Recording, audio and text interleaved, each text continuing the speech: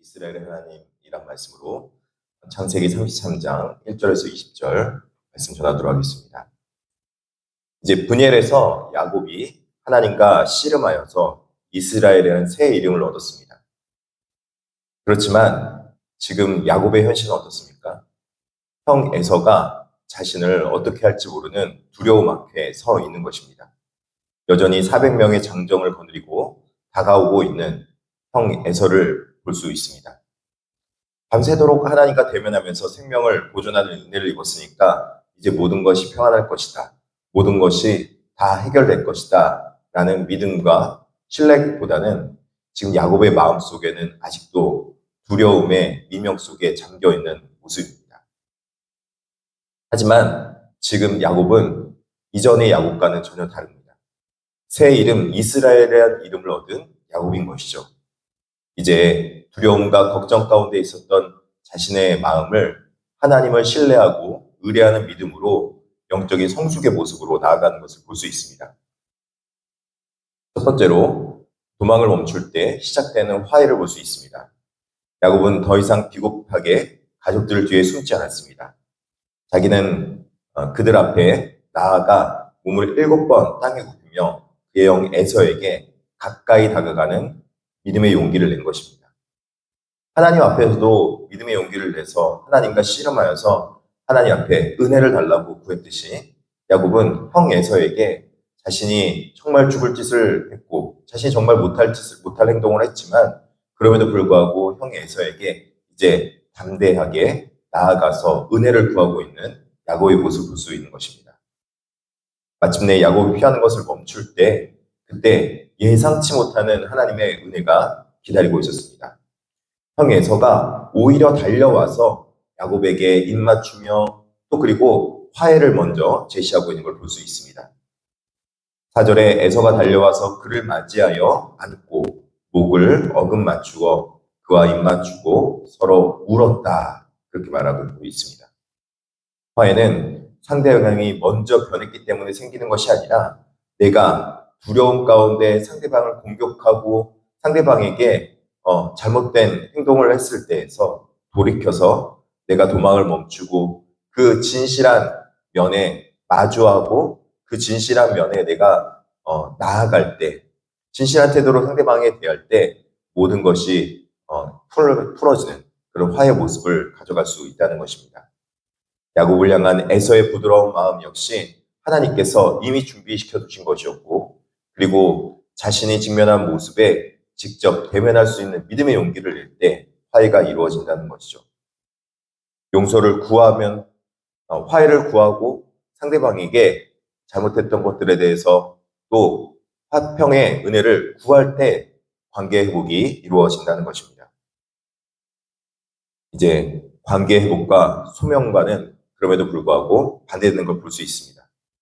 이렇게 야곱과 에서가 극적인 화해를 가진 후에 에서는 이제 야곱과 함께 살자고 세일로 함께 갈 것을 제안합니다. 그런데 야곱은 이 형 에서와 화해는 했지만 그것에 대해서는 정중하게 단호하게 거절하는 것을 볼 수 있습니다. 14절에 내 주는 종보다 앞서 가소서라고 말하면서 에서와 야곱의 갈 길이 다르다는 것을 말하고 있는 것입니다. 에서는 호의를 약속했지만 야곱은 인간적인 의존은 거부한 것입니다. 세일이 어떤 곳인가 보면은 에서가 거주하던 산악지대로 훗날 에돔 족속의 영토가 되는 곳이라는 거죠. 그곳은 가나안 땅과는 다른 방향에 거하는 곳을 말하고 있는 것입니다. 야곱과 에서는 포옹을 나눴지만 삶의 목적지는 달랐습니다.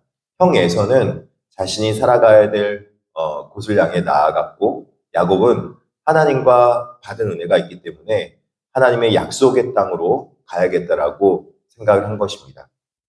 관계 회복을 했다고 해서 서로가 모두 다 같은 방향, 같은 목적지를 가는 건 아닐 수 있습니다. 우리가 여러 이웃들과 화평하고 또 그리고 믿지 않은 존재들과도 서로 은혜를 나누고 화평의 관계를 나눠야겠지만 그들과 삶의 모든 목적지가 다 동일하고 또 그리고 소명도 동일한 것은 아닙니다. 그렇기 때문에 각자 가야 될 정체성과 가야 될 방향에 대해서 올바르게 갈 방향을 정하는 것이죠. 그리고 자신의 정체성을 유지하면서 옳은 길을 갈 수 있도록 하나님과 또 직접 대면하고 나가는 것을 볼 수 있습니다.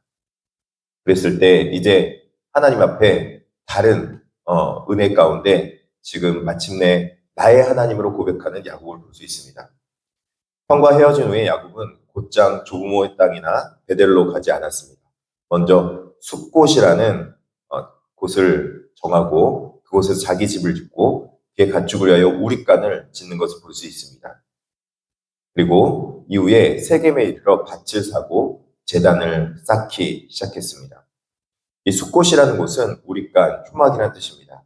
야곱이 누군가에게 쫓기는 방랑자의 신세에서 이제 벗어나서 스스로 가축을 치는 목자로 자리 잡았음을 의미하는 곳이 바로 이 숫곳이라는 곳입니다.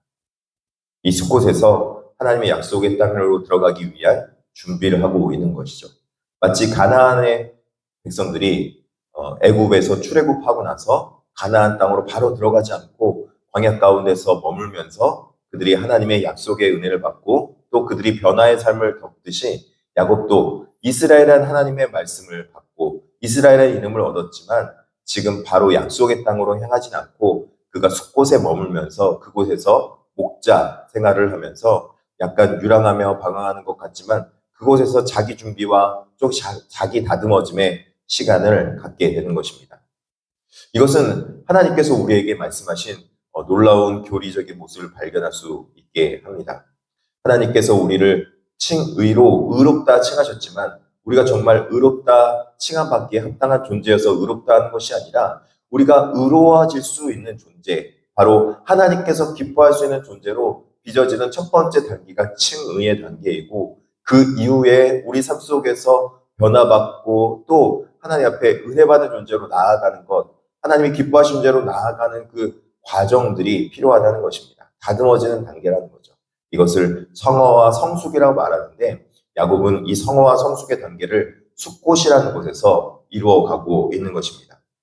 야곱은 세겜에 제단을 쌓고 그 이름을 엘엘로의 이스라엘이라 불렀더라 라고 말하면서 그곳에서부터 신앙의 엄청난 도약을 시작하는 것입니다. 그는 과거에 늘 내 할아버지의 아브라함의 하나님, 내 아버지 이삭의 하나님으로만 불렀지만 이제는 그는 자신의 새 이름인 이스라엘의 하나님이로다 라고 말하면서 나의 하나님이라고 선포하고 있습니다. 엘엘로의 이스라엘이라고 말하고 있는 것이죠. 바로 여기서부터 나의 하나님이라고 고백하는 그때부터 바로 구원받은 백성의 삶의 모습이 나타나기 시작하는 것입니다. 여러분, 구원은 나의 하나님이라고 고백하는 그 지점에서부터 시작해서 내 삶 가운데서 점진적으로 변화되어져 가고 점진적으로 이루어져가는 구원의 성취를 바라볼 수 있다는 것입니다. 하나님께서 우리를 부르시고 평안의 자리에서 비로소 하나님이 기뻐하시는 삶의 한 모습이 우리 가운데 펼쳐지게 된다는 것입니다. 성도 여러분, 우리도 앞에서 피하고 싶은 에서와 같은 현실이 우리 가운데 있을지 모르겠습니다. 우리가 대면하고 싶지 않고 직면하고 싶지 않은 현실의 여러 가지 문제들이 있습니다. 그 대면하기 싫은 문제가 있을지라도 야곱이 분이엘에서 하나님을 뵙고 자신이 하나님 앞에 나아가 직접 모든 것을 은혜 받을 수 구하기를 씨름하고 나아갔듯이 하나님 앞에 어려움과 문제가 있을 때 그 문제에 대해서 회피하려고만 하는 것이 모든 문제 해결은 아니라는 것입니다. 문제에 대해서 직면하고 우리가 그 문제에 대해서 하나님 앞에서 은혜를 구하며 씨름하며 그 문제가 해결될 수 있도록 나아가야 된다는 것이죠. 그랬을 때 하나님께서 이미 그곳 가운데 준비하시고 예비하신 것이 있다는 것입니다. 또한 그 가운데 하나님께서는 우리를 또 만들어 가시고 빚어 가시는 과정들을 볼 수 있습니다. 그 여러 가지 여건들과 상황들 가운데 하나님은 우리를 지금도 만들어 가시고 빚어 가고 계신 것입니다. 과정 자체가 여러 가지 우여곡절을 겪지만 그 과정 자체가 나쁜 것은 아닙니다. 그 과정 자체를 통해서 우리를 만들어 가시고 빚어 가시는 하나님의 놀라운 은혜가 있다는 사실을 우리는 깨달아 알아야 된다는 것입니다. 그리고 마지막으로 하나님께서는 이제 우리를 구원의 하나님으로 우리 가운데 만나게 하시고 또 이루어 가시는 성취하신 하나님을 볼 수 있습니다.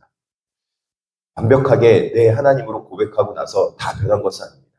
그러나 그 과정 가운데 하나님께서 우리가 가야 될 방향, 바로 나의 하나님이라는 고백을 여전히 지속적으로 누릴 수 있도록 우리 삶 가운데 자정하고 있음을 우리는 깨닫고 하나님의 은혜를 구하며 나아가는 저와 여러분 되기를 진심으로 축복합니다.